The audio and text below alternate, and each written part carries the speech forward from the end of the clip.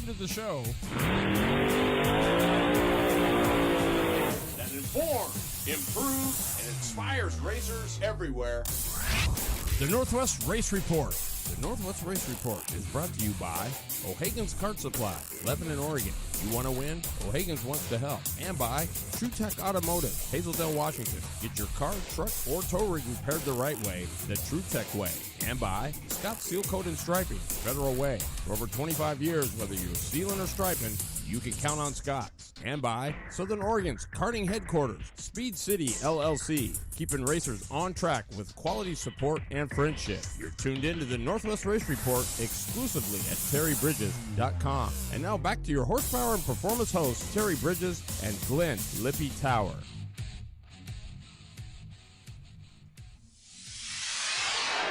Oh, what is going on, racers?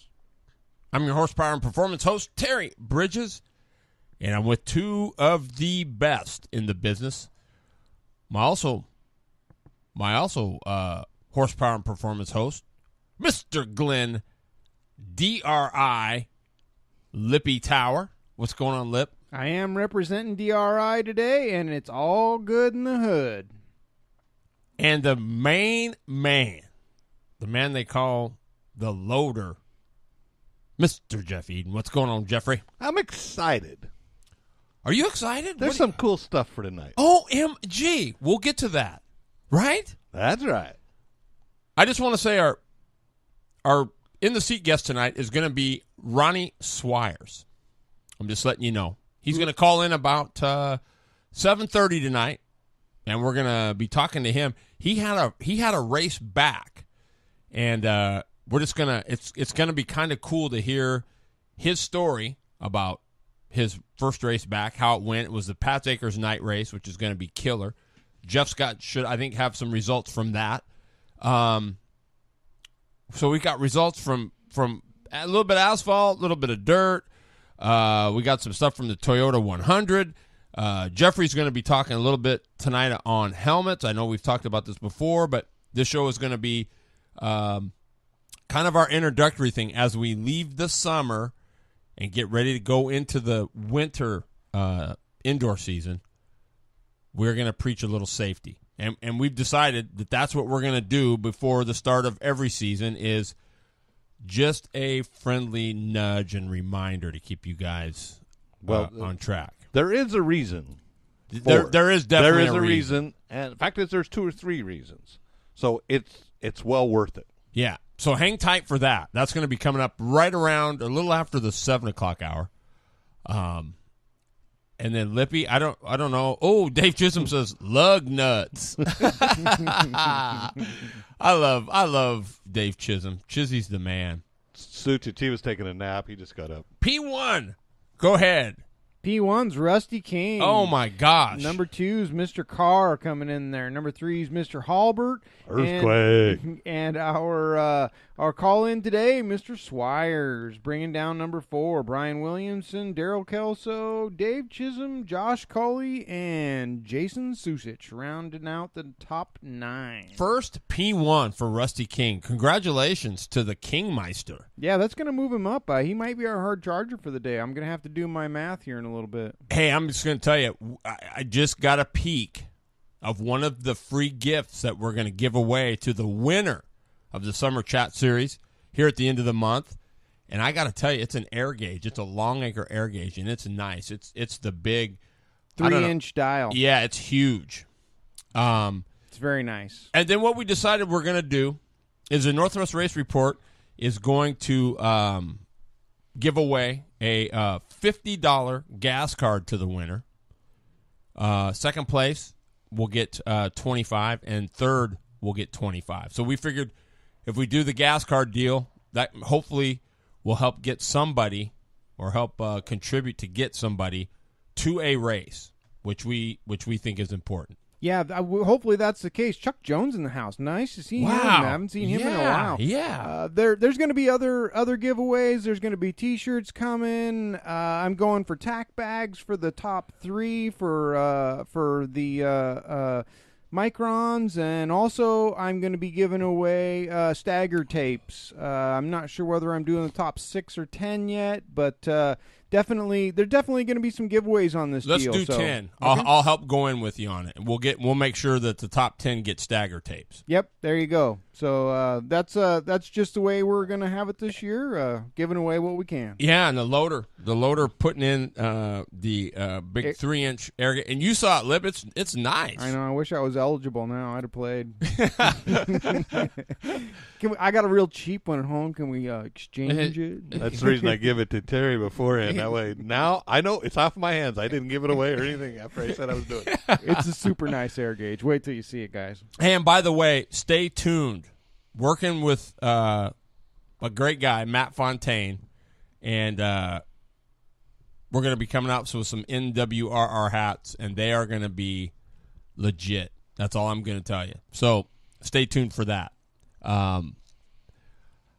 Also, tonight, we're going to talk about what we're trying to do. We're going to be doing some NWRR live segments. We would love to do something with your driver or your entire race team where we come to your shop, record the event. Might not necessarily be live, but we'll get there and record it. We'll put some cool banging stuff in front of it, and with some help of it's just Dibs. yeah. But we're gonna be doing some of that. So if you've got a driver or you know somebody that would like to do that or participate in that, we're gonna get some. I've got a freshman coming. He was my guinea pig. Last week we went and did some stuff with Devin Borden, and look forward to that little show. A lot of times they're not going to be super long. They can be anywhere from 15 minutes to half an hour to an hour. I guess it just kind of depends on how it goes. But I think you'll enjoy it. It was super cool hanging out with the Bordens. I know Lippy wanted to go, but he couldn't make it. Yeah. But you see what I'm sporting? I know. I missed out on that, too. I didn't get a T-shirt. I love those Bordens. They do so much for our sport, and just a great family that's been racing for years. I wish, if I would have been there, I would have really liked to promote getting all generations there. It would have been a great shot to get like 5 generations of racers all in one room from one family. We did that one year with the Gibbs, right? It was Chris, Joe, I can't remember the father's name. His brother. Jason. Jason, and then his dad, Fred. Fred, there it is, Fred. Yeah. So that's incredible right there. Yeah. I mean, Jason led it off, then Chris, then Joe. Of course, Fred led it off, but I mean, still, that's pretty awesome. Yeah, the Bordens got a heck of a family, and they've been racing for years, and they are super competitive. It's in the genes. That's all I got to say. It's in the genes. Yeah, for sure, man. Sean Hulbert, don't know. You gonna set us up with somebody so we can get there? We want to do focus guys. We want to do sprint car guys. All I'm going to tell you is Borden may. I'm just going to say this.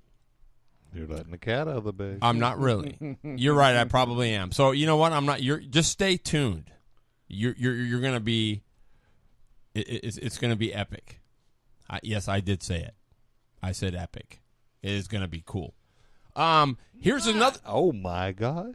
Here's a cool thing too. OMG. Let's just do it. You know what? We're going to do it. We're going to get right into oh my goodness right after we hear from our great sponsor of Winter Circle Wednesday, See High Performance. If you're serious about racing, you're constantly looking for an edge. A tenth here, a pound there. It's a nonstop pursuit to find a quicker way around the racetrack. See High Performance believes to beat the racetrack, you must become the racetrack. And that is the thought process behind all of their innovative speed products. From their line of Superfly bodies and wings to the latest dual disc center vane Super Brake, it's all about finding a quicker way around the racetrack. With 45 years of innovation, See High Performance is dedicated to helping racers of all skill levels find an edge. Whether it's horsepower tuning, chassis dialing, or tire science, it's their commitment to innovation that sets them apart from the rest. Innovation is not what is, it's always been about what can be. So be all you can be with the integrity, innovation, and inspiration of C High Performance. Shop online 24/7 at chighperformance.com. All righty. We're back. Thanks to the good folks, Chris C. and the whole gang. Boy, did they put a whooping on some people at the Patriot. I see at that. At the Big O. Ooh, did you see the video, Lip? No, I didn't. Of Evan? Dude, it was Sarchett was there. And, I mean, dude, it was lights out. It was a runaway. It was a runaway and hide. It was a clinic. It was a clinic. It was a driving school. It was a say it. Okay. It was an epic clinic. It was an epic clinic. But so congratulations to those guys. That was a couple weeks ago, but still, that's big time stuff to run away and hide in that group. Really quickly, I know those of you that haven't heard, Jeff and I have been messing around doing a show on Monday nights called Late Model Monday, and we kind of recap some of the late model stuff. Just so we can kind of, it sounds like we're probably going to have to do an open wheel show too here pretty quick. But nonetheless, if you listen to our show, we had Chuck Crothers on Monday night, which was, for me, it was an honor. Jeff, I don't know how well you know Chuck, but I don't know him that well. I just know of him. Okay. So, but it was. But by the time we got done, I knew a lot more than I did before. Right. And you also know that Ivan Baldwin was the man. Yeah. But I will say this. Also, I had a great talk with Garrett Evans today. A really good talk. Cool. Yeah. It was cool, man. You know what I'm saying? It was after everything, it was cool. So with that being said, Evergreen Speedway had a disastrous accident happen that involved a 4-letter word that we need to be paying more attention to. And if those of you that tuned in Monday night, you will know. And this isn't just late model related, people. This is UAS. This is regular go-karts. You know, this is regular speedway karts, cage karts. And what Chuck had to say was fuel cells are an issue right now.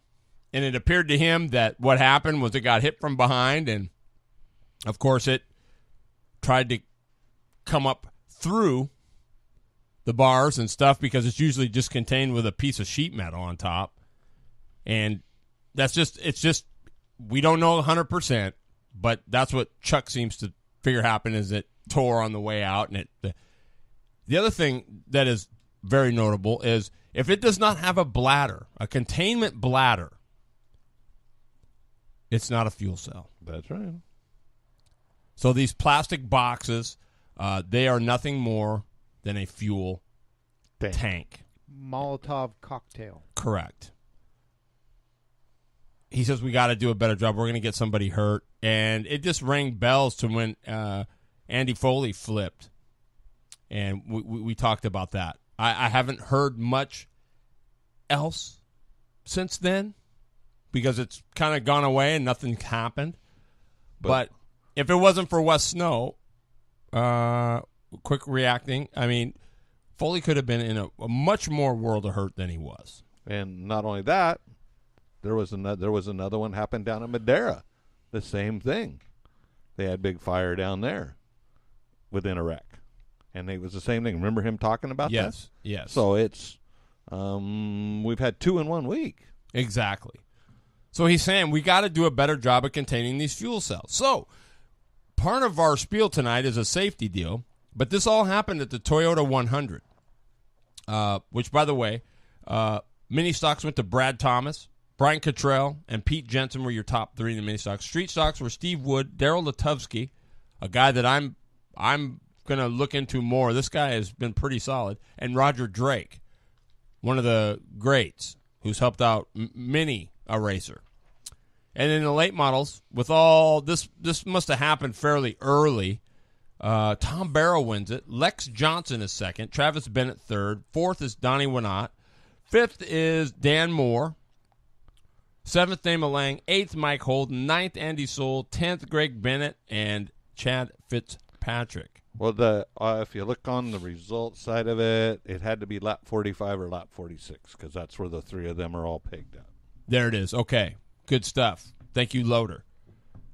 But then that took place. And I think at the time, Tyler Tanner was your quick time.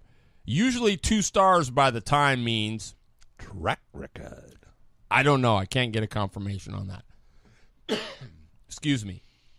With that being said, the three get together in a ball of a scary fire. And if you go to Michelle Martin Photography, the Horsepower Project, you will see a beautiful, like, panoramic view of the 3 cars. It shows Tyler Tanner getting out of his machine while it's still on fire. They're up against the wall in this big engulfed flame. And Jeff, what does he go do after that? He goes and helps his buddy out, Jeff Knight. Jeff Knight is in the 70 machine on fire. I don't know. Now, I haven't heard if he was unconscious or what the deal was. All we know is Tyler Tanner went over there to the 70 car, which was actually behind the other 2 cars, and pulled him out. When you're in save your own butt mode, that takes a special bit of awareness to. Yes, very much. I mean, so. you've worked on the big time stuff that really get on fire, but I mean, so you can really appreciate the kind of wit it takes to do that. Oh, very much so. I mean, sometimes it takes wit on your part to do the job, especially when you got a big ball of flames coming at you. You gotta figure out what you're going to do and how you're going to get it done, and it takes it's a split second. Boy, you think about it like that, It is something. I mean, most people are all into saving your own hind end, and he got out, assessed the situation, and knew somebody needed help and was there. So that's hero status right there. It is, really. Yeah, it is. Not that Jeff Knight wouldn't have done it for him either. It really doesn't matter at this point. But he wrote my book, Tyler Tanner. Absolutely. I mean, just a stud. I'd have been running the other way screaming like a girl. Yeah. Really. I mean, let's face it. That's what most people will do. So, it is a special type of person that can analyze that and put it all to use and get to where he needs to be. And here's another special thing. Hang on that thought, Jeff, because I'm sure it'll fit. But when I talked to Mr. Evans today, we talked a little bit about the racers to today. And, like he says, some that affects everybody differently, right? Some are saying, I'm done. I can't, Moriarty's are going back together. And they're finding a way to get that car done and get it back to the racetrack. There's even that aspect. There's just I don't even know how you describe it. There's just a racer's, I don't know, passion, I guess, that you can attain that to. Well, yeah. It slows some people down, right? I'm out of my, can't. More, they're not even talking about it. They're just trying to figure out, they're just talking about, we're getting this car ready to go, and we're going to be at the next show. I give Tyler credit, though. I'll give it right out front. When he says this is the second time he's had a bad wreck this year, having to rebuild it, he doesn't have any more credit card room. That's the way he puts it. I don't have any more credit cards. And step back, reevaluate your circumstances. I mean, he's got to get a new fire suit, a new helmet, new gloves, new shoes. There's a lot of money that's got to be spent right there. Hey, and we're preaching. Take the winner. Take your time. Yeah, I agree. I'm just saying there's something to be said too for just the sheer determination of some of these guys, right? I mean, very much. Nothing against Tyler Tanner at all. I mean, if you're tapped, you're tapped. Yeah, and that's. I mean, like I said, that was the second major for him this year. Right. I mean, they just got that thing done. What was it? We looked at it yesterday, end of July or something. Yeah, it had only been a couple of weeks. And he says, I'm not. What do you say? I'm not used to getting rid of cars or whatever. But oops.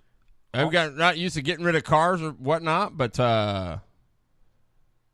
Glad all three are mostly okay. Yeah, absolutely. Who remembers the bailout challenge a couple years ago, started by Rushing and Deming? The bailout challenge? I don't remember that. Do you remember that, Jeff? Nope. Saw it on Facebook. After Jeff Knight got released from Harvard, he still led both services on his church on Sunday. Yeah, isn't that amazing? The racing. Well, he had the gentleman on his side. Yeah, for sure. You know, and there was one thing right there, and that what was my thought was the Evergreen Fire Crew. I was so impressed on how quick they were there. Their response was cool. I mean, unbelievable. Them cars had just hit the wall, and I mean, the fireball going up, and you can see the first truck coming down the track going around the corner. There. Yeah, they're there. Awesome stuff. You know. Awesome stuff. Daryl Kelso says, no, you wouldn't, Lippy. You wouldn't run away the other way like a little girl. I know, but still. Yeah. And then Jeff Knight, who's a pastor. A lot of people don't know that either. But he leads both services on Sunday after being there. Busy man. It's pretty cool stuff. It is. It's cool stuff. What do you got? What do I got? Well, how about a little bit of Deming? Yeah, let's do a little bit of Deming. 1200s went to J.J. Hickle. He drives everything. I can't believe it. Steven Hendrickson was second. Brock Limley was third. The 600s went to Kyle Mitchell, Caden Holm, and Caitlin Hammer was third. Ooh. The restricted 600s, Blaine Gransberg, Tyson Limley, which is Brock's kid, and Dakota Drake. Junior sprints went to Michael Hessel, Jaden Whitney, and Levi Hiller was third. Oh, Levi Hillier, yeah. He was up at the Quarter Midget Grands. And midgets, Colton Heath, Nick Evans. The guy's had more second place than... Yeah, but he was a champ last year, I think, Evans was. But this year it's all seconds. Seconds or thirds. It's like, oh my gosh. Consistency, that's where it's at. Yeah, that's where you win the title for sure. And then Eric Turner. And Eric Turner's been in that top 3 or 4 all year long. Eric Turner can roll, too. Skagit, the 360s, Brock Limley, Cam Smith, and Eric Fisher. The modifieds, Rick Smith, Craig Moore, and Kevin Smith. And the tuner went to Vance Hibbard. Grays Harbor, that was their fair race, which kind of it's tough because you got to start in the afternoon because you can't be messing with the evening entertainment. So they want you off the track by 8 o'clock. So you got to start a lot earlier. So the racetrack's usually pretty dusty and dry. And Matthew Drager come up from Albany. He's the... Yeah. His dad was pretty good. Well, he was up here a couple weeks ago at the Modified Nationals. He had a really good run, so I think he decided... I mean, there was a lot of money down at the Grove. I would have thought, you'd went to the Grove for the money, and he came back up here, and he won. Lane Zurban out of Canada was second, and Doug Davenport was third. Then they had the Ironman 100. Did we already talk about Davenport? We did. We talked about the difference between a couch and... Yeah. Okay. Yeah. We did that the other night. The street stocks had what they call the Ironman Street Stock Challenge. 25 laps. They get to go in. They can I forget what they can change, like one tire, fuel up, and then go out and do another 25 laps. Jason Toll, he won it. Shane Kerrigan was second, and Scott Fitz was third. And the tuners got rained out. Just as they started to take the track, it started raining.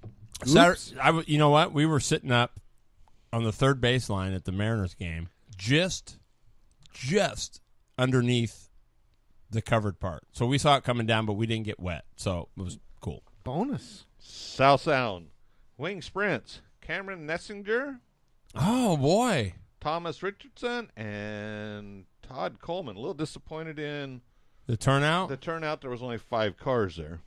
Boy, that is a shame. Yeah, that's usually been 10 or so, but I don't know. And is that the new series they got? Is it the restricted? No, I'm not sure on that one. Super Fours, Jeff Jones, Joe Bowers, and Scott Bearden, and our Joe Bowers, former tour driver. and our friend Pinky was fourth. Tom? Tom was fourth. Wow, Pinkowski. Nice. Mini stocks: Greg Hallwalt, Dennis McMillan, and John Baglu. Hobby stocks went to Tyler Loban, which he's going to win a lot this year. Dan Berza and Tony Glenn. And the Bees went to T.J. Bannon, Zach Dalrymple, and Robert Parks. The rest of them really didn't have nothing up, except for Fast Friday at Cottage Grove, and Joey D. Tanner won that for $1,500 in the late models. Casey Vitale was second, and Trent Elliott third. The modifieds went to Jesse Williamson. Nice. So, and You got some Northwest DB. Kart Days. Yeah. And this is from PSGKA. Oh, yeah, that's right over here. That's Tacoma. Yep. Shifter, Jeff Westland, Mateo DeLon, De Leon, yep. De Leon, De Leon. and John Cargunas. Well, sounds good to me. Shifter 206, Garrett Hussle, Sebastian Craig, and Gracie Brown. Oh, Senior 206, yep. Ryan Kastner, James Carson, Jacques Rickards, Yeah. Rickards. Yep. Rickards, and Brandon McCorkle. Junior 206, Jacob Rinka, Hunter Hessline, Hesseltine. Yep. Hesseltine, Yep. and Stephen Craig. And Tag Senior went to Craig Collins, Ryan Kastner, and Jacques Rickards. Wow, the Iron Man. Jacques Rickards. And then we have the West 206 series at Pat's Oh, yeah. Acres. This was a night race, folks. Oh, that'd been cool. Yes. Junior 206, Preston Fransky, Oh, Fransky. Yep. Graham Trammell, Very good. Nice. Parker Selner, Wow. and Rayson Mason Smark. There it is. Smart. So Smart does the top 5. Okay. Junior 206, Caleb Schrader, Cooper Becklin, Carson Kuntz. Senior 206, Boy, tough class. Becklin Kuntz. Woo. Dalton Egger, Brady Egger, Yep. and Dakota Grenlin. Who is just Dakota Grenlin? I don't know. Making a mark. Wow. I gotta look into this more. There's more. There's a lot of Dakotas racing. Yeah. Formula Heavy, Greg Normandin, Oh, baby, Normandin. Bringing it down. Tim McKinney, and Dan Thayer. Dan Thayer, my gosh. KT 100, Jeff Banglo, Bangalow, yep. Bangalo, Trevor McMasters, and Mananoon. I don't know. Manoli Cook. Wow, cool. Rotex Senior, Tommy Gritzmeyer, Oh, Gritzmacher, yep. S2 Shifter, Jonathan Brown, Ooh, the Do Boy. Michael Lundeen, Very cool. Michael Lundeen. He And- drives for the American Cancer Society. and Tyler Shepard. S4 Shifter, Nick Rail, and our own Ronnie Swires. Yes. Number 2. We're going to get to find out all about that here Ooh. in about a half an hour. And then Vince Berkovich. And let's see here. Got one more. And Spokane. Yes. Junior 206, Riley Miller, Yes. Cameron Breaksley, Yeah. Ryan Hansen.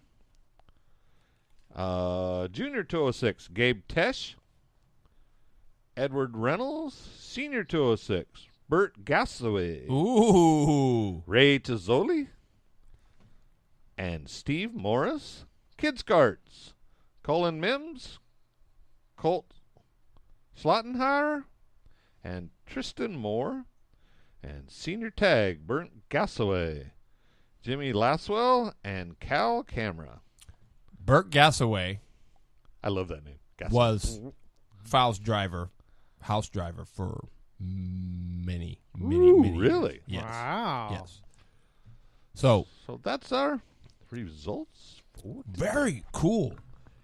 Don't go anywhere, you hot rods. We'll be back. We got some loader coming up with some cool stuff.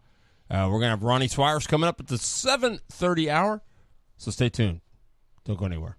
The 3 most expensive things you'll do in your life are buy a house, educate your kids, and go racing. What you don't need is another expense. And that's why you take your car and tow rigs to TruTech Automotive to ensure that they are maintained and repaired the right way with the right parts at the right price. And how's this for right? Extended to all racers is the In the Family 25% discount off of all preventative maintenance and repair labor. All you have to do is use the discount code NWRR to save. Now that's right. Get it done the right way, the TruTech way. TruTech Automotive, 6900 Northeast Highway 99, Hazeldale, Washington. 360-571-2302.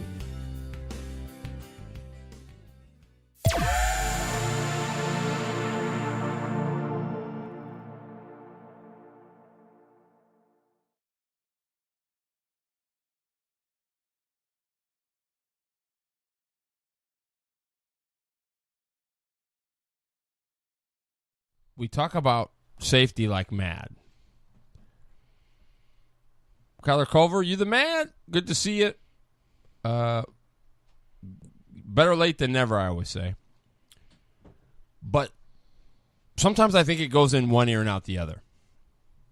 The loader has brought up some stuff over the last couple weekends. We just talked about in depth about the fire and how quick that can happen and be just total chaos. 1 minute everything's fine, you think you got everything under control. Next minute, the car's up in the wall, you're on fire, you're trapped in the thing, whatever the case may be. Man, I know we stress this, and I know we talk about it a lot. And we probably, some people might say, God, is that all you can talk about?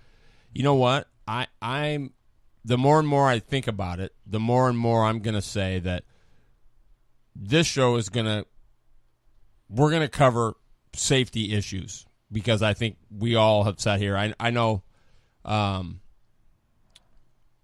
the last several years, just seeing the stuff that's gone down, I know my safety level conscious has gotten a whole bunch better than it was. I rolled one of those stupid little plastic fuel cells. If I would ever back that thing in, I mean, who knows? I might even be sitting here. So I mean, I look at that and I go, man, I got away 10 years, and that was a used one that we melted together and used a plastic welder to fix. I mean, I'm actually ashamed, right? I mean, it's dangerous. It's just flat dangerous. Now, I'm not trying to be on a downer or bring anybody down. I'm just saying, I'm just trying to kind of lead in to what the loaders got tonight, and I'm sure you're not alone out there. yeah, take heed to this, guys. We're not just doing this to repeat or to bore you or to do anything. Number one, we want you to know just how fast it can happen. And on the flip side is, yes, it can happen to you. But we want you here next week. Exactly. So we can't afford you getting hurt. We don't want you getting hurt. We want you here next week. Absolutely. So that's why we preach this continually. And with that being said,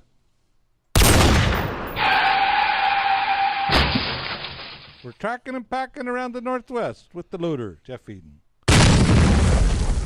what a fitting intro to a safety conscious segment. Loader, it's all yours, baby. Helmets.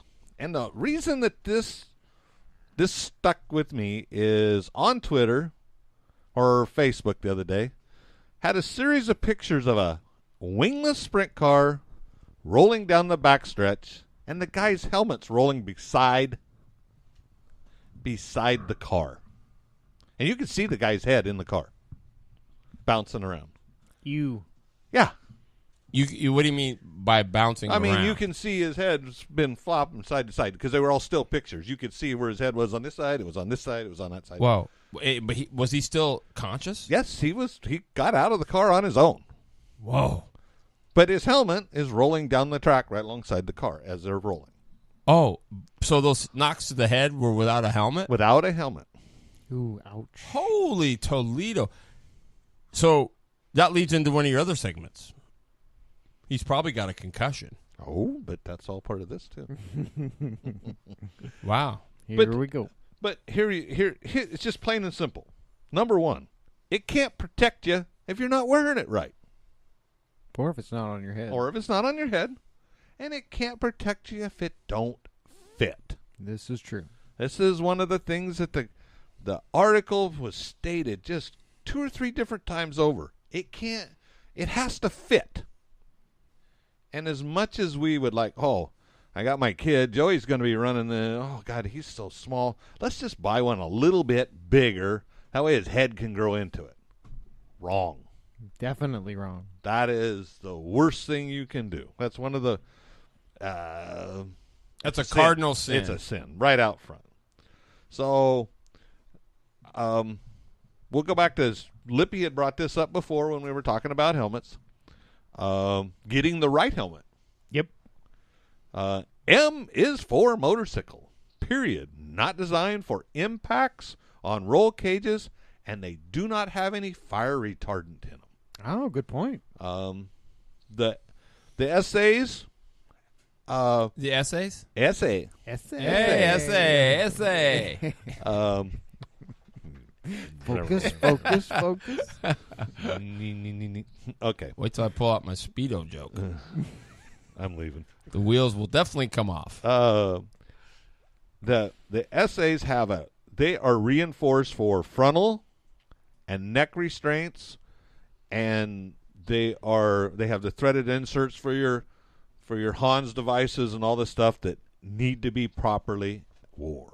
And that's on an SA helmet. SA helmet. That's on it. Oh, yo, essay. That's valuable, though. I did Letter not know S, that. letter A, not ESS, like an essay that you write, or No. or essay like S-A. homie, hey. S-A. Yeah. So, and let's go back to... Never a dull moment around here. That's it. Where's the flags at? I'm going drinking. Anyway. Easy there, Flash, he says.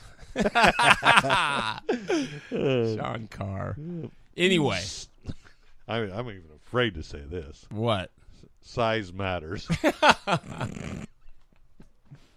Talking to my wife. Oh, and here come the wheels.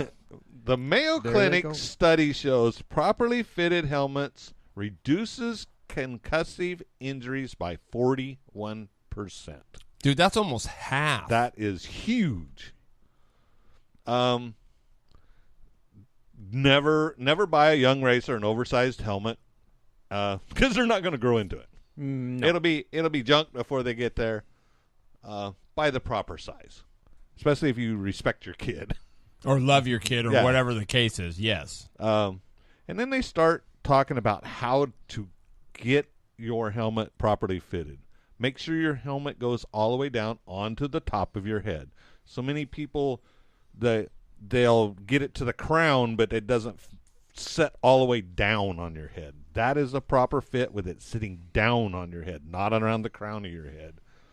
And then a lot of these different manufacturers, you may be able to take a medium in Race Quip, but it's a large large in Simpson or something. Yeah. So you got each one of these. If you're going to buy it offline, you need to take and make the proper measurements and look at what each helmet manufacturer has for their measurements. Or better yet, take some time and sport around and try this stuff on. I mean, my agreement there exactly. Get the correct helmet for the job. This guy's talking in there. He said so many times he's been to a track, like a dirt track, and the guy's got all the air vents taped up.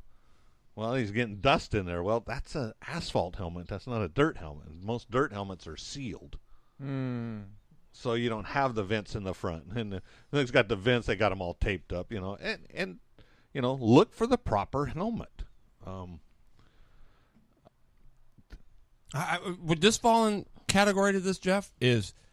And maybe do some of your own homework. Decide what it is you want. Exactly. And then go after it. Yeah, exactly. So many people, hey, that's $150.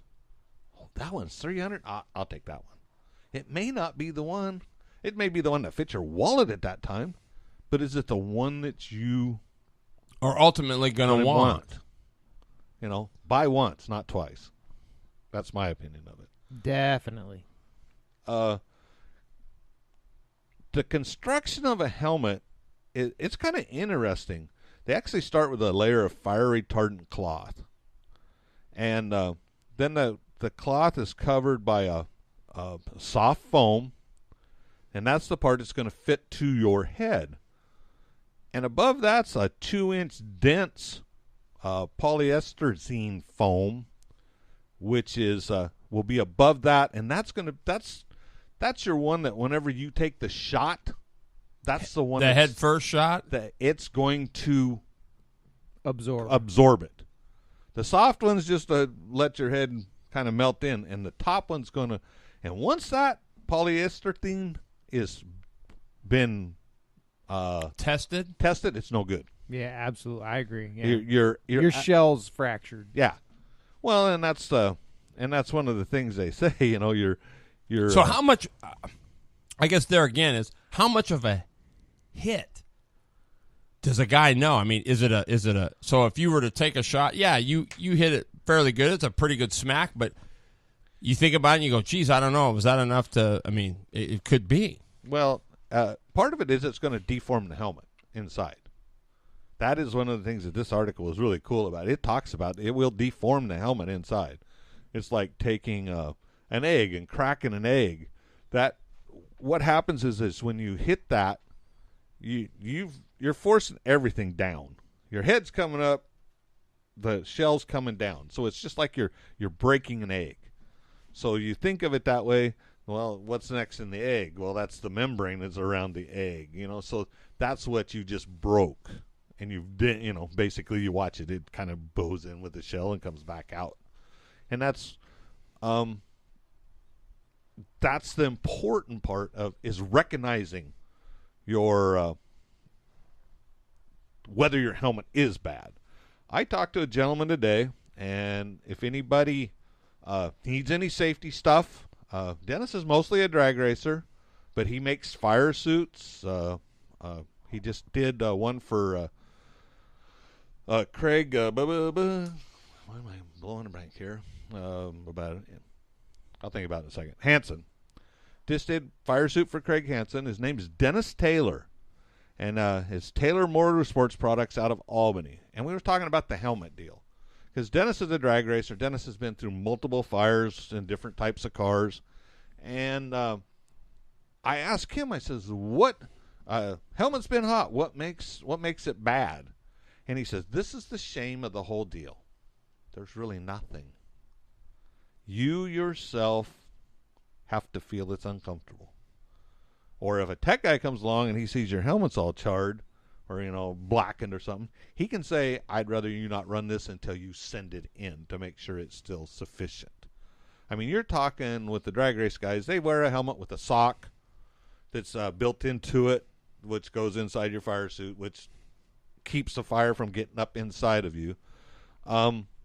They're $1,000 to $1,500, and that's not even for a really good one.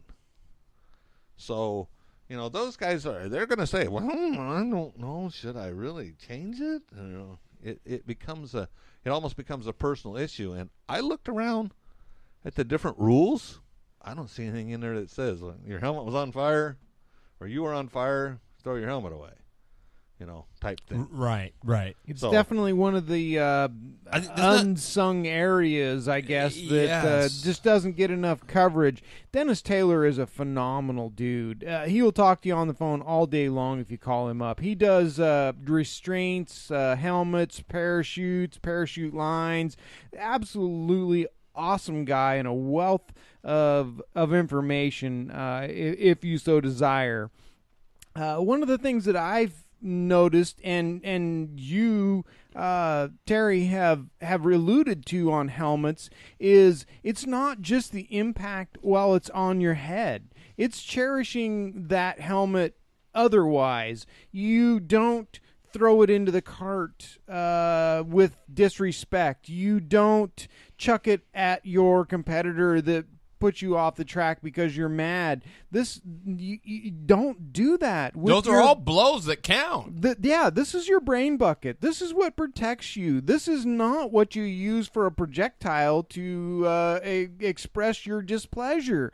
And please, people, all it takes is one small rock, the size of your pinky fingernail, to be in your seat when you chuck your helmet at your seat, that it breaks that shell and that membrane, and it's no good. It's no good to you. You might not even be able to see that hairline fracture, but believe you me, when it comes into contact with a jersey barrier that separates a lot of our racetracks from the pits and other things like that, that hairline fracture is not going to be your friend at that point.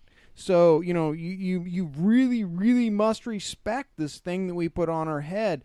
And I started out my go-karting career with a borrowed helmet, and, I was under the impression that it fit on my head, I'm good to go. And it did, but it smelt awful. It didn't fit right at all, but it got me through the night. Okay, I took care of that. So then the next step was I needed a new brain bucket, my own brain bucket. So this one was a good price. I can afford it. It was under $100. I bought that one. It pulled it on my head. It felt okay. I didn't know what to expect, but it was on my head, so I figured it was good. So I used that one until the go-karting officials told me that it's outdated and it was time for a new one. At that point, I'd been in it long enough. I knew kind of what I wanted, the shape that I wanted. I spent the money for a good one. I went through the research. I measured my head in all the ways that I could. I bought it offline. I probably shouldn't have done that, because now that I think about it, you really need to try these things on. It is your head, folks. It controls the rest of your body. Right. So I bought it offline. I got lucky. When I put that thing on, it was like a good pair of shoes. It truly was. When I pulled it down over my head and cinched it up, it was like, oh my gosh. Nothing had fit on my head like this one did. I paid a lot of money for it, but OMG, it fit my head. It felt good. It's the one I use today, and I'll use it until they won't let me, and I'll buy another one. But a good fitting helmet is, my second one that I bought myself. The first helmet I had that I bought myself, literally when I had it on my helmet, I could twist my head from side to side, and it didn't stay where it should. It would obstruct my vision, and that's not a good fitting helmet. And 2 6 and 5/8 don't fit the same. No. Or 2 7 and an 8 or 2. I mean, they could be exactly supposedly in every way, shape, or form, but one will fit your head better than the other, and they'll be two exact sizes. So Lippy's right. If you're gonna, mess around and not even mess around, if you're gonna do the right thing, and be paying some good money for a lid, boy, I mean, take the time to go try some stuff on, and don't just assume that just because you're spending a lot of money that this helmet is. I mean, it's like sunglasses. You wouldn't try a pair of sunglasses on until you made sure they fit good and look good and all that. It's the same for this helmet, even more so. Well, too, and there was a picture, and it was last summer I seen it, and it was from a couple years ago, where a guy had a caliper bolt stuck through his helmet. Yes. I did not see that. Yeah, a caliper bolt. All you can see is the threads and the bolt part sticking out. The rest of it was inside his helmet. Unbelievable. And Chris, And was he still trying to use it? no. Chris, the guy that I crew for, he had a big rock hit put a big gouge in it, and it's sitting in the corner. Done. It is. Why take the chance? It's not worth it. It is not worth it. You know, and two, I mean, I letter helmets, and you got to be careful with that too, right? You go sanding down that finish, and you think you're going to go do whatever. I mean, all that stuff is precisionally poured and laid out. I mean, there's a whole realm of different heat cycles and everything it's got to go through. And then you go sand it off so you can go put some funky paint on it. You got to make sure you know what you're doing there. Well, too, and it would probably imagine what the shell was, because now they have a fiberglass shell, you got Kevlar shells, and then you have carbon fiber shells. Yep. So, each one has a different characteristic at that point, too. And density. Yes. So I'm sure that the Blosian and some of these other ones that do a lot of helmets for a lot of good people obviously I'm hoping they've done the homework to apply the right paint and clears and lacquers and all that stuff. And then that leads me into caring for your helmet. And one of the things that they were saying, too, is, you're going to be sweating in your helmet. Wear a head sock. Let that head sock be your Wick, yeah. Sponge. Sorry, Kyle. Congratulations on the win, too, by the way. And then let your helmet dry naturally. Don't put a heater up there trying to get it to dry out or any of that stuff. Store it in a cool, dry place. That's usually not the trailer or the trunk of your car. And Febreze as needed. Well, I can tell you a quick little story about, you said don't use a heater or whatever. Well, I got these pair of Adidas from Costco. I thought they were really cool. They were that foamy kind of mesh stuff, right? The thin mesh, And you run around in your underwear. Oh, that's the wrong one. Yeah. Well, yeah. Aqua socks. Here come the wheels. And There go the wheels. there go the wheels. The lug is just dropped on the ground. But no, what happens is I said, well, man, this will be cool. I'll take this Adidas thing and I'll glue it onto the toe of it. This will be pretty cool. So I squeeze it, and it was kind of peeling the edges. So I said, God, you know what? I'm going to spray this and I'll get my heat gun and I'll just lightly go over it. I did that. It melted a hole in it. It ruined a brand new pair of shoes. It melted a big old hole in it. Nothing the patch would work. It ticked me off to no end. It melted a huge, right in the toe of it. It was like I couldn't wear them. I ruined them. Never know. You might have made a new style. Well, I'm just saying. I didn't want thongs. I wanted a tennis shoe, and 1,500 degree. Yeah, and I had it fairly way back, and it was kind of one of those slow motion things. You see the hole start growing, you're going, crap, there's nothing you can do. Nylon. I mean, the thing was wide open before I could even pull the gun away. I'll never do that again. I'll never do that again. Yeah. Never do popcorn either. Yeah. That's a whole nother thing. We'll tell you that one here in a minute, but take care of your lid. That is the most important thing you got. Absolutely. Take your shoe off and throw it at the guy if you're mad at him. Don't throw your helmet, people. Truly, my last helmet cost me a couple $100, and I know a lot of them out there are way more than that, but that was enough for me. So I'm throwing shoes, no more helmets.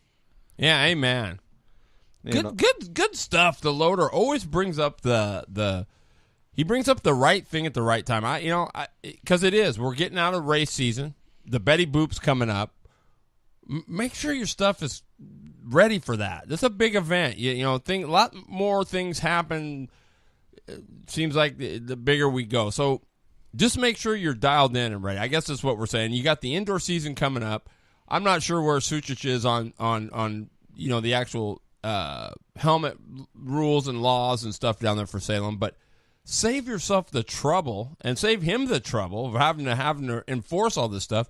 Is just make sure your stuff's up to date. What, it's 2015? 2015 now. Right and tight.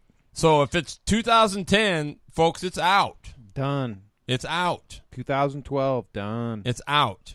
So I mean, in other words, I'm gonna say you might not think so, but it's just consider it junk. I mean, just do.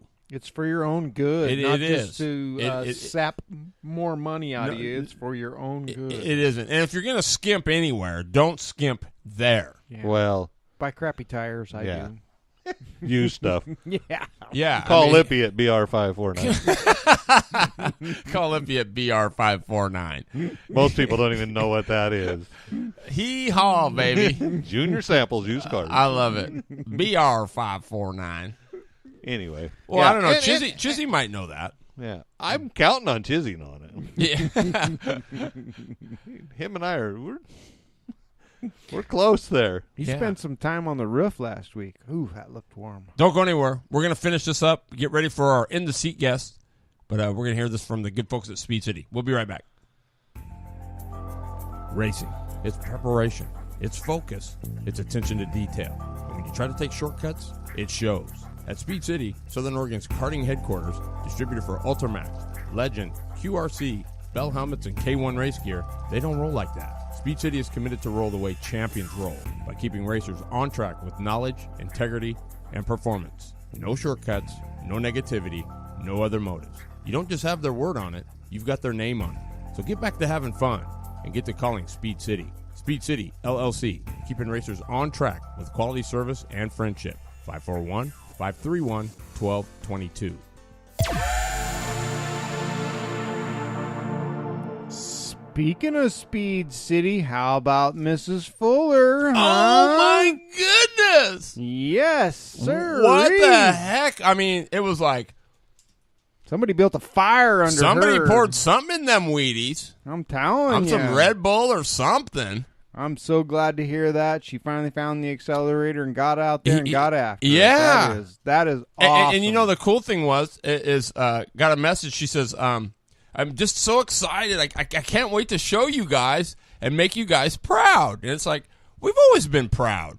I mean, you've been out there. And you went at your own pace. And what I think my answer to that. She's moving on up.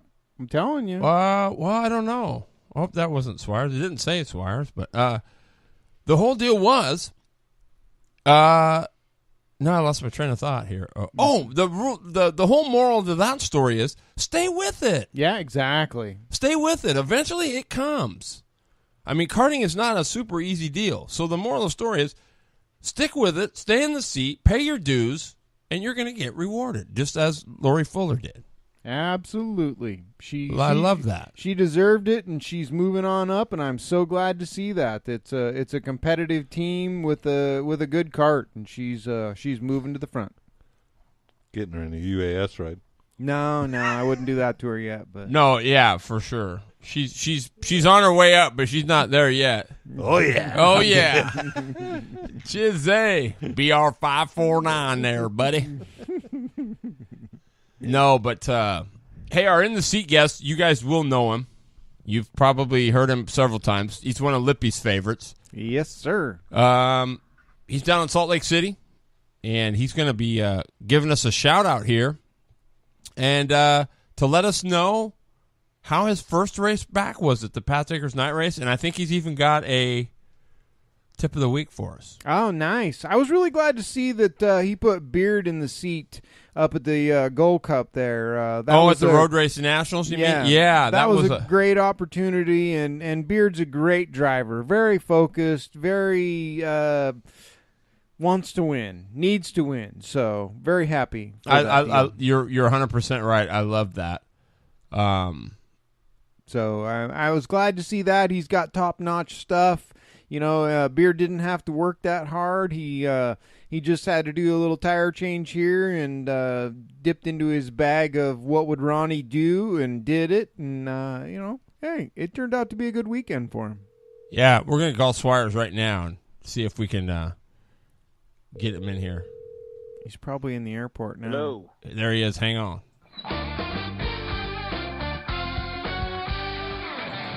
Your favorite drivers and people of interest in the motorsports world. It's time for In the Seat, powered by Blue Line Graphics. Well, our guest tonight is the one and only. He's been quiet for a while, but he is our official driving coach / instructor here at the Northwest Race Report. His name is Ronnie Swires. What's going on, Ronnie? Hey guys, how you doing? Good. How are you? Exhausted. Exhausted. Well, we've been playing a little tag, but I thought, what cooler thing to do than to just tell us how your first race back at Pat's Acres was. Yeah, well, we have been playing phone tag, haven't we? Jeez. But I was listening to the show, and I would love to comment some on the Road Race Grand Nationals because I haven't really talked to you since then. And well, let's do it. Let's do it. First of all, let's hear about your let's hear about your night at Pat's Acres. Oh, that was fantastic. And first off, I want to thank Kyle Keenan because getting back involved with the kart stuff, kind of seeing him in the dirt this winter and being down and meeting all you guys and being around the dirt scene really, and with him encouraging me to get back in the seat after 15 years in the go-kart to go back and compete again. So I want to say thanks to Kyle for urging me to do that. I've been practicing, putting in a day or two a week when I can. And we showed up and ran the first practice at like 3:00 or something. And the kart felt pretty good. We ran a new set of Hoosiers that I've never been on before. So that was kind of a new thing for me. Worked on some chassis stuff, some carb tuning, and second practice out, it was really interesting because you guys were talking about safety equipment earlier on the show and fuel cells. And so I was driving around and I had this really weird, cool sensation on my right leg. Uh-oh. On the outlap of the second practice. And I looked down and there's fuel spraying all over my leg. So we had a cracked fuel tank. And so immediately came in and fortunately we had Kyle's kart was there and he wasn't running. So Beard said, hey, let's just switch the tanks out real quick. So we did that and got it done. And then Justin looks at me and he goes, hey, there's still 4 minutes left in the session. He goes, grab your helmet. So we rushed down and got 4 more laps in to check the chassis adjustments and carb tuning we did. And so, yeah, Justin and Kyle really took care of me, which was great to have both those guys there supporting me. Just so you know, Kyle chimed in on the chat line there, and he says, Swires who? Gotta love that guy. Yeah. Geez, and then it led to qualifying. And so then, I'm used to the old days where we qualified on the Pro Moto Tour stuff and the West Coast Pro Tour where it's single lap or single driver qualifying, kind of like NASCAR. You go out, it's 3 laps, it's 3 times by start finish. Your out lap counts as 1, and you got to turn the switch on. And I always loved that type of qualifying. And so Kyle said, so what are you going to do? There's all the 2-strokes out there for the most part together. So there's probably 20 some karts on track. And I'm like, I don't know. I'm just going to go out. I'm going to put I said, I'll go put 2-3 laps of heat in the tires. I'm going to come in and sit. I'm going to watch the track. I'm going to wait for an opening. And I'm going to turn the switch on. So that's what we did. We had a good qualifying run. I decided to run the 405 class. The 385 class, I'd have been overweight by I probably would have been giving away almost 15 pounds. So I added some weight and ran the heavy class, which happened to be the bigger class. We all run together anyway, so we're going to be racing. Bigger numbers or bigger size? Both. The 405 combined. The carts are weighing in at like 211, 213 is what my cart weighs in at. So I think I'm 183 pounds with gear on 184. So I wanted to run the bigger class with more people, to race against more people. Although I kind of found out that with the 11 or 12 carts that showed up, they run us combined anyway, which was great. So I think we qualified on pole and heavy and 3rd overall behind I think one of the Ager boys, I think it was Cam Cam ran, and Jonathan Brown. Hey, what do you think of Jonathan Brown? You know, I don't know any of these guys. I know the Eggers, and the rest of these guys, I don't know any of them. Well, you can't miss the Dubois. He's got the yellow and green helmet, right? And it says the Dubois. Yeah. I did that. No. I did that helmet for him. Did you? Yeah, I did. Yeah. A couple years, 2 or 3 years back, but he took the 206 stuff by storm. He owned it. So that's great. He's driving for eShifterCart.com. Right. So no, I was actually I never saw him on track until to the start of the first race. So actually, you know, on the start of the first race, it was Cam, him, and then I leading off. So I did follow him for about 6 laps, and we were fairly close to those guys, within probably 5-6 cart lengths, something like that. That's awesome, Swires. You know, going back to some of the stuff we've talked about on these driving tips of being in shape and taking care of yourself and staying hydrated and eating good food and all those types of things. We're halfway through the first heat race, and I see the green and white cross being held up, which means a halfway point. And I'm thinking to myself, oh my God, I'm only halfway through this heat race. My arms are pumped up, and honesty, I love over it. My shoulder, and Tyler Shepard was right behind me. He was a 385-pound driver, but I didn't realize, again, not racing against these guys, I didn't know who was in my class and who wasn't. I knew that I was leading my group, but I didn't know if that was one of the guy in my class behind me or not. Really, I wasn't. Well, at that point, it really doesn't matter. No, I'm just going anyway. It doesn't matter. But right. But it did matter in the end a little bit here, because what happened is I think 6-7 laps into it, Tyler got into the back of me in turn 1, and it took us both out, but he's able to keep going, so I was out. So it completely took me out of the race, and so I had to sit and kind of wait till the whole thing's over, which put me starting dead last for the main. Well, see what happens when you see those cross flags and you go, oh my God, the Lord just finds a way for you to get out of it. Exactly. I was telling Kyle and Justin, I'm like, halfway through this race, we're going to have to come in for an aero adjustment or something. They're like, what do you mean? I'm like, oh, that's right, we don't have aero adjustment. I need a break. I'm going to have a break of some sort here. We'll make something up. So, driver change. Right. Cool stuff. So we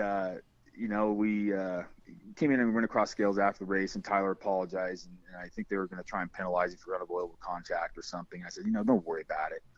That's racing. It's just, I didn't care. And you know what? Good for you. I mean, in a way, this was, really, it would have been a nice race to win, whatever. But it's still, at the end of the day, my goodness, he didn't do it on purpose. No, right? And, you know that. The O2S championship that Randy Word and Michael Undine have put together and promoted out there, it's awesome. It's a great deal. Thanks to those guys, and I'm going to do a lot more to help support them.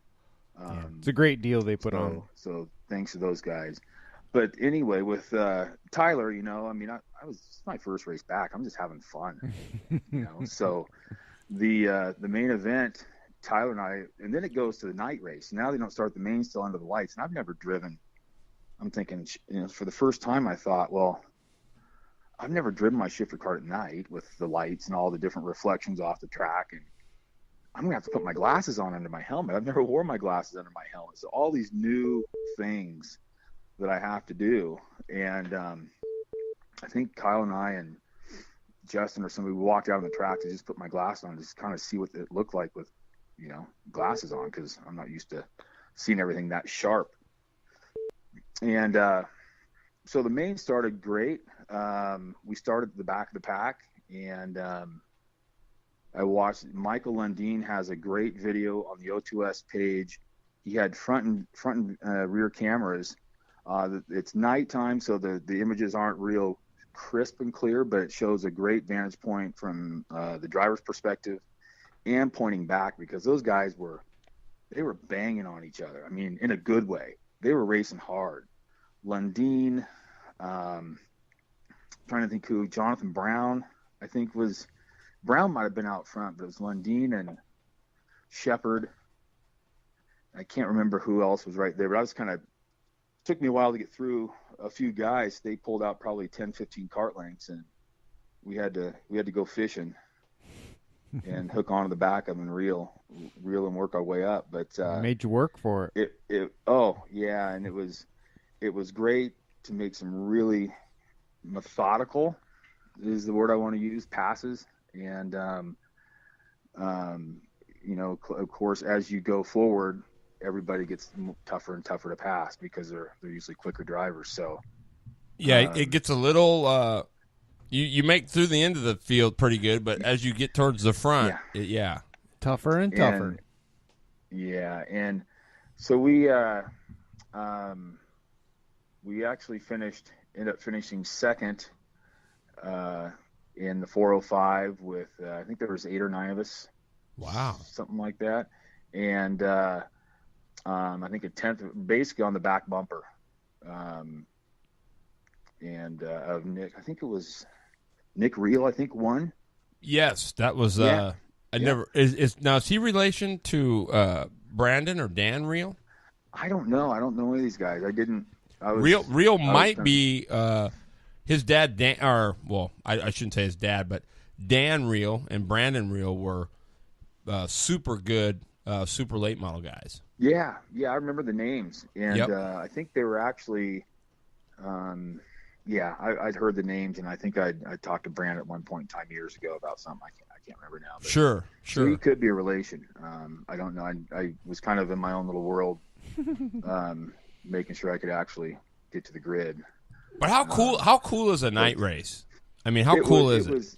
It was so awesome. Again, it's just something that I'd never done, and probably a lot of people, they've been running them out there now for some time, and it's the atmosphere is great. It cooled off, and right at the end of the race, just to recap that end, we had a lap to go, and if you get into these shifter carts in an awkward position, you've got to reach down and grab the clutch to kind of slip it to keep it in the power band. I thought, I can probably I could maybe make something happen, but I don't think my hands have it in me. If I goof up, it's going to be I'm going big. It's going to be bad. And so I just continued to sit there for that last lap and try hard, of course, but watch those guys battle it out. There's 3 of us who just crossed the line all together, and it's a fantastic race. And so, you say, well, God, really bad you didn't win the heat race, and I probably would have walked away with it in the main, possibly. But the way it happened, I'm so happy the way it happened. Getting taken out in that race was fine. Yeah. But starting at the back of the pack and having to be methodical and think and it was in the end it was very rewarding. And I wouldn't have wanted it to be any other way. Winning is great, but also working hard and running a hard 15 laps in the main with pressure from behind and pressure in front was a great way to return. And I'm so happy. Truly, fantastic. You have to exhibit your skills. I mean, to make it through that and get there. So to me, I mean, everybody wants to start. I want to start on the front row. I want to start on the front row. For me, it's a lot more fun to start in the back and weed your way through it. It's much more rewarding to know that you made it through all those people rather than just jumping out in front and holding them off. So, but I also have to say, was it on Hoosiers? Yep, we did it on Hoosiers. It was on Hoosiers. Nice. Yep, okay. Yep, we ran the Hoosiers. There you go. If you're running the points championship and you're in it for the battle, and of course every point counts, you want to win, and pole was 10 points, and that's all great. But the first time back, just wanting to go race and kind of, ask myself or prove to myself that, you can still be methodical. So that was, and really practice what I teach. Mm-hmm. Yeah. I mean, I teach it in the big car stuff, but the carts, it's the same thing, but going back and applying what I do on a weekly basis, and kind of have to go, well, yeah, if I screw it up, I got to, You're just going to have to answer to your I'm the students. guy that can't teach what can't do. Yeah. Yep. So, so it was good. Making it was great, happen. and that's a great series out there, bringing the two-stroke stuff back, and Myself, I'd rather start on the pole. That's the way it's a lot harder to get lapped. I'm that much farther ahead. If I start in the back, I'm in trouble. Yeah. No, sir. Well, Kyle Keenan says, big thanks to Justin and Sammy Van Eaton for turning wrenches and helping us keep Ronnie on track. Yeah, we had a lot of help. Just John Gregg was there. We pitted with him, and he was like the camp host, wanting to feed us hot dogs and barbecue. And did you get a chance to meet Jason Hall yet? No, I don't know that name. He was a black guy that ran. He actually ran Tag Senior. Oh yeah, I saw him. Yeah, and you need to get a chance to talk to Jason Hall. He's a great advocate for the sport, and he is the importer for the Velox chassis.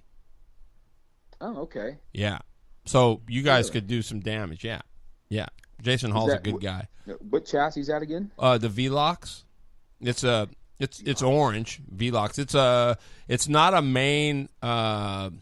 It's made by one of the factories. I don't know. Sure. It's not OTK, but it's I can't remember who the other one is. But Rigetti Rodolfi or yeah, it's one of the. It's an off brand of one of the major the players. But he's the importer, and he's who knows? Do they build any dirt stuff?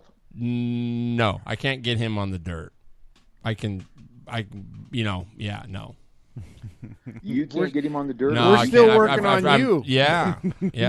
But here's what you got to do, if you can possibly, is mark down on your calendar April 26th. Now I don't know where you're going. You might already have plans, but if you've never seen a Betty Boop under the lights, August. at ORV, August.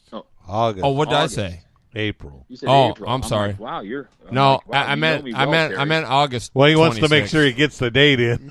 Yeah. Yeah, that's why he told me a year in advance. So August 26th. I don't know what you got going, but you need to try to make plans to be up here for the Boop. You think you had a good time, you'll go crazy. I'm in Salt Lake. I after the race at Pat's, the next day I loaded up and drug the shifter cart down here. I'm going to run the 8th round of the Utah Karting Championship race down here. Which is Nice. on what day? It's on the 19th, but I'm here from the 14th when I got here through. I'm going to be driving home on the 30th, so I'm here the entire. Oh, so you're going to miss entire the 2 Boop. weeks. So you're going to miss the Yeah. Boop. Yeah. So you're going to miss the Boop. We'll send you 20 video of what you're missing. What? Yeah, I'd love to see it. My wife's. But you're gonna actually miss the here, Boop. so- Yeah, but I you know am what gonna he miss couldn't? You know what he might not miss? What?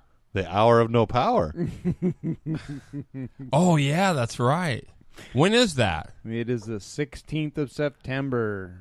Predators only. And guess what? I am the first entry. You are? 16th of September. Yep. That's right. I'm running the race at Oregon Raceway Park. That's okay. We'll send you well, video of that We'll one. send you that one, too. Because you think you were tired after that. We'll try to run it for an hour. Oh, The hour without power. Well, yeah, because, see, Lippy is Foul is going to come up and run. And I think Okay. I think he and I are going to.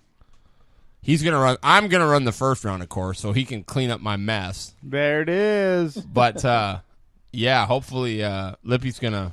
We'll have the Northwest Race Report rig out there, and Making it happen. yeah. I'm going to need one of those Northwest Race Report decals. You know what? That you are. And I want to let you know, along with everybody else. Hey, we got all our ads in tonight, too, didn't we? Yes, we Good deal. Is Matt Fontaine. I don't know if you met Matt, but he has got a screen printing stuff, and he's also got an embroidery machine. So before you go doing shirts or anything, I would appreciate it, Ronnie, if you would check with Matt Fontaine first. Sure.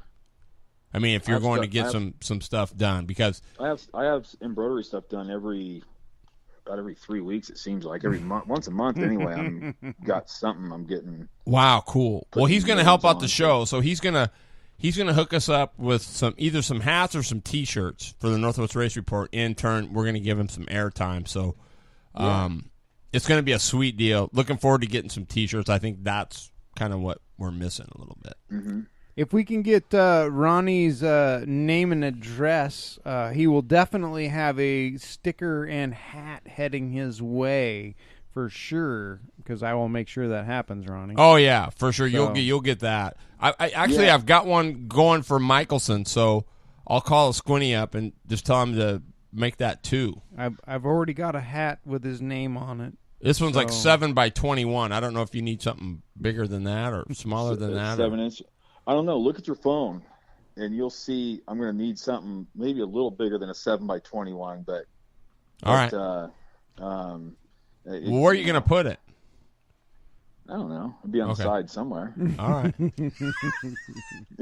well, on the bottom. bottom right on the front of the nose. There we go. Wait till it flips over. You'll see it. The tow rig flips over, then you know. Yeah. Well, I got a friend of mine that he'd bought this sprint car from a guy, and they didn't know it at the time, but he flipped it up at Skagit, and there's a for sale sign on the skid plate. That it's really funny. Many years ago, a friend of mine, it's actually one of the guys that's involved with Oregon Raceway Park, Bill Murray. He was telling me a story where he was asking the guy for sponsorship for a race car or something like that, and the guy, I can give you a such and such or whatever. And Bill said he looked at him and says, "Well, for that amount, I can pencil your name in on the inside of the glove box."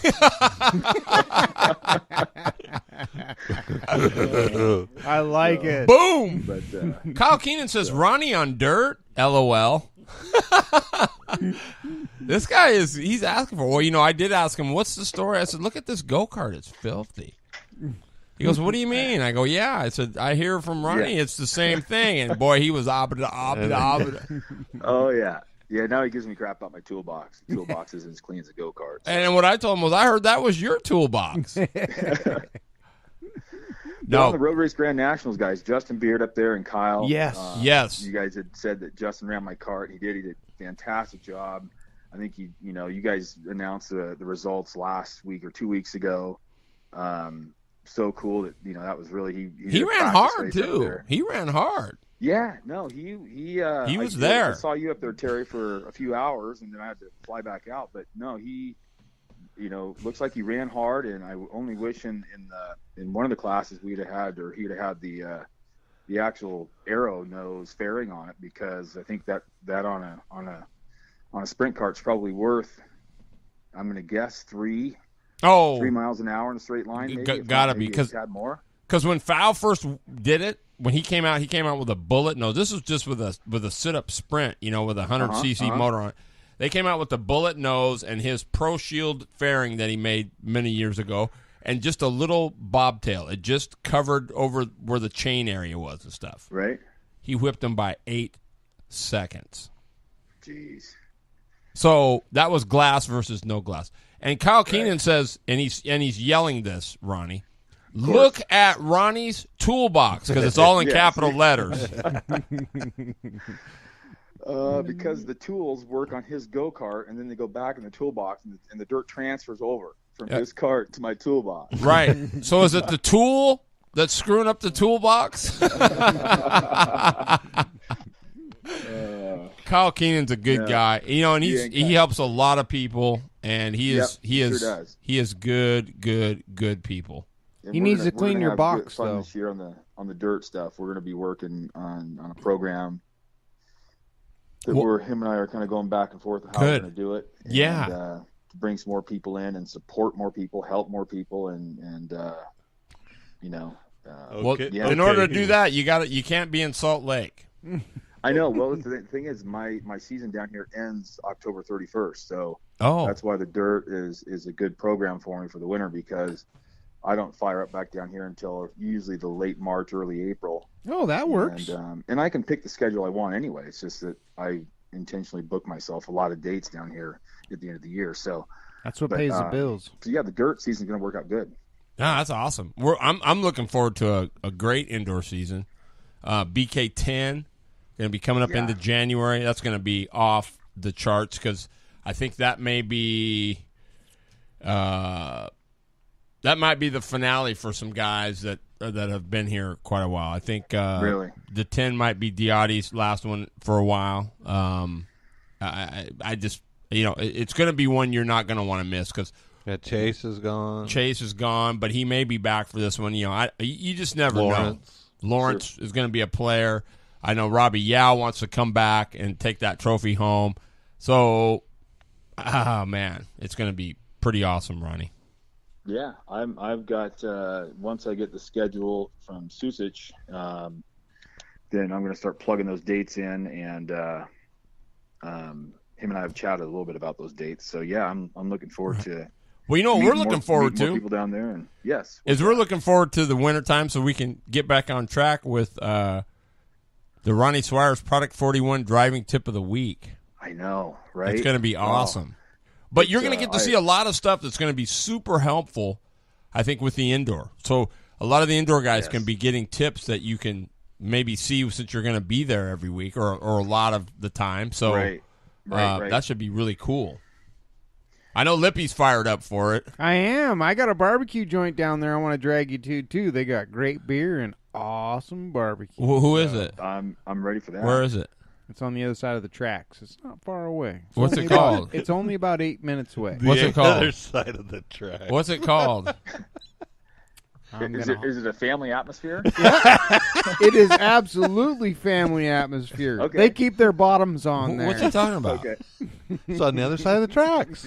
What's the name of it? I don't know. What is the name of it? You guys spent. I'm holding out. If I give it up now, there's going to be no room for reservations. Oh, wow. Well, okay. It's good barbecue, though. On the other side of the track. Well, it must be. Is it on the good side or the bad side of the tracks? Yeah, it's on the bad side of the tracks. That means brothers must own it. Oh, no. Just kidding. Well, shoot. Yeah, good stuff. It is good stuff, you Good know. stuff. And any comments on what we said about the loader segment on these helmets and the situation? Yeah, what can you add to that? Anything? You see a lot of stuff. Yeah, well, the first thing is the fit. That you hit the nail on the head. The taping up the vents and stuff like that, or I see guys doing that. Again, it's hard to find a dirt only helmet that has no vents in the front.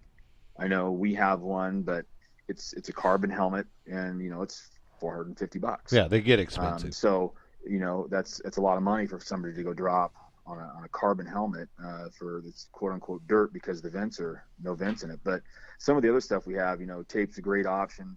Some of the vents that we actually have rubber plugs that plug in and block the dust and stuff out. But I think exactly what you guys said is getting something that fits comfortable and then wearing it properly, cleaning it, airing it out, and just taking care of it. I mean, my helmet is my pride and joy. Mm-hmm. That's my piece. It's people paint them, they customize them. My design on my white helmet, my goofy blue stripes, I've had that same design over 25 years. I put it on every helmet, and that's whether people like it or hate it. That's your trademark. It's me. Yeah. It's me. Yeah. And but helmets are an important piece. Things can happen really quick, and I take care of mine just with care gloves. It's really hard to see people just throw stuff down, and if you get something that's nice and it fits well and you take care of it, it's kind of your pride and joy. It's protecting your noggin. But that's where, that really struck me when I seen those pictures of the guy with the wingless sprint car rolling down the track and his helmet's right beside him, rolling. For some reason, I had to go back and look at it again. Right. Say, guys. And guys, not to add a little bit to the fitting of the helmets, there are some brands out there, and I don't know much about the Simpson or the Bell stuff, and it's possible they do. I know the stuff that I carry, the Zamp line, our helmets have the liners and the cheek pads are all replaceable. So if you buy a large helmet or the smaller kids' helmets, those liners can be replaced every year, if you want a replacement, if they start getting sweaty and smelly, they Velcro in, Velcro out.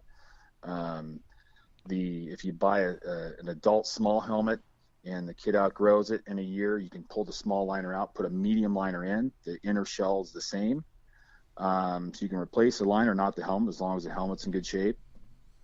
If you buy a large helmet and you want to go to an extra large, you can switch the liners out. They're interchangeable from a large, extra large, and double X. See, I like that idea. If you find a helmet that has that what I call adjustability, you can invest money in a helmet, and if the size changes from, say, a kid or something like that, or say your guy's got a lot of hair, and next thing you know, you shave it all off, you need to go down a size, find a helmet line, whether it's our stuff or anybody's, that fits well, that has some of that adjustability to it.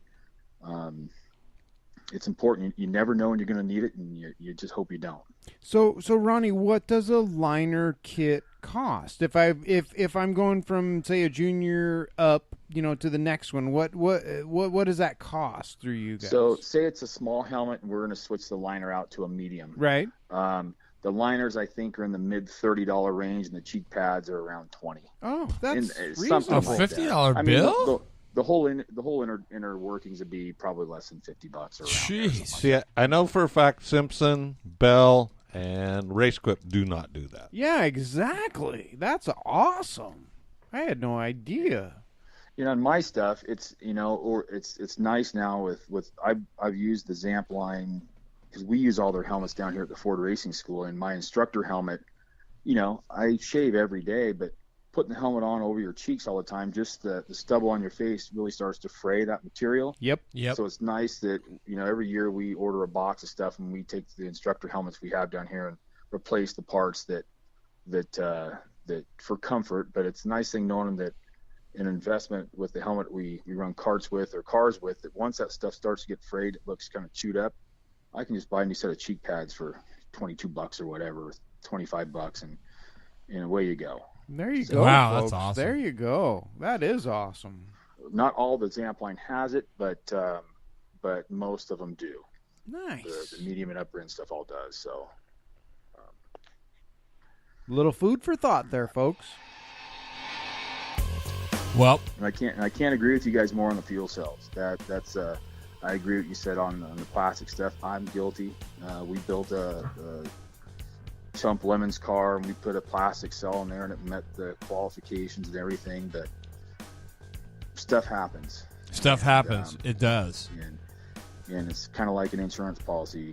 You hope you never need to use it, but having good equipment, especially safety equipment, your whole investment revolves around your safety equipment. That's you can a invest fact. all the money you want in your car, and if you've got something that skims like the fuel systems, you're going to lose it all. And obviously, you guys were talking about the race last week, and it just happened. It can happen quick, and that was too bad. It is too bad. Ronnie Swires, our guest tonight. Ladies and gentlemen, what a stud he is. Don't forget this weekend coming up, we got Rainier. Don't forget it's an early show, so if you can make it, be there. Yours truly will be there to call the action. I'm stoked. Ronnie, thanks a lot for being on the show, buddy. Thanks for having me again, guys. I appreciate it, and looking forward to catching up soon. For sure, man. Ronnie Swires. All right, We'll guys. talk to you See soon, you buddy. later. Good night. All right. See ya. Bye. Hey, got a big shout out before we go? Yep, you go do it. Chance Crum jumped in Peterson's car over in Montana and won in a 360 sprint car. Wow. Way to go, Chance Crum. You're a stud. Getting her done. That's right. Getting her done. And thank you, Sean Carr. We appreciate your loyalty. Hey, just some food for thought, you guys. Just want to let everybody know. Scott Warning is selling out of the racing game. He said, time to go move on and do something else. So, don't know that we'll be seeing Joe Warning out there much. We might see him a little bit this year, but I'm going to get with him. I'll let you know more than I know, but you guys might want to hit up Scott Warning and just tell him thanks for all the great memories and great efforts. I know we appreciate him here on the show like no other. So he's been a stand-up supporter of the Northwest Race Report since day one, and he's truly a great man, just a great man through and through. So, Rainier this weekend. Show up, everybody. Come on. Time to support CKA. There you go. 10 o'clock. Be there. We'll be running by 10 o'clock. You need to be there before it. And then you can be running the other show, too, right? If you want to. Yes, you can. You can run 2 different times. You got to pay twice, but if you want to run, it's there at Rainier. So, hope to see everybody there. So Bridges, bring both carts. Yeah. You can run one race and one the next. There we go. There we go. And guys, I can't say enough, as in life and on the racetrack, if somebody is choosing to take the low side, what do we got to do, guys? Going to the high side. Going to the high side. I got to fix the loader's mic holder. So if you hear a little jiggling, that's the loader. But it's all good. We're going to get it fixed tonight. I'm thinking I got it now. So we'll see you next week. Don't forget Late Model Monday. We'll see you then. Take care. Good night.